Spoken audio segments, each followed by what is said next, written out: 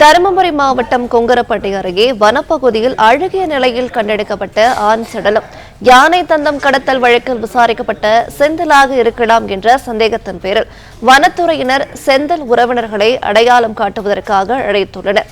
கூடுதல் விவரங்களை தருகிறார் செய்தியாளர் சரவணன். சரவணன், வணக்கம். மேலும் விவரங்கள். வணக்கம். காவிரி கரையோரம் உள்ள வனப்பகுதிகளில் ஆண் சடலம் இருப்பதாக போலீசாருக்கும் வனத்துறையினருக்கும் தகவல் தெரிவிக்கப்பட்டுள்ளது. இதனை அடுத்து சம்பந்தப்பட்ட இடத்திற்கு சென்ற வனத்துறையினர் தருமபுரி மாவட்டம் ஏரியூர் வனப்பகுதியில் கொங்கரப்பட்டி அருகே வனப்பகுதியில் அழுகிய நிலையில் ஆண் சடலம் இருப்பதாக தகவல் கிடைத்தது.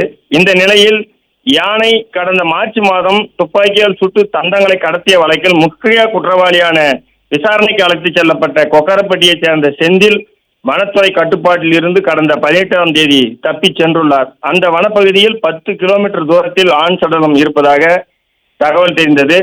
ஒருவேளை வனத்துறை கட்டுப்பாட்டில் இருந்து தப்பிச் சென்ற செந்திலாக இருக்கலாம் என சந்தேகத்தின் பேரில் வனத்துறையினர் செந்தில் உறவினர்களை அழைத்து சென்று அடையாளம் காட்டியுள்ளனர். அவர்கள் அந்த உடலை பார்த்து கதறி அழுது தன்னுடைய கணவர்தான் என கூறி வனப்பகுதியில் விசாரித்து வருகின்றனர்.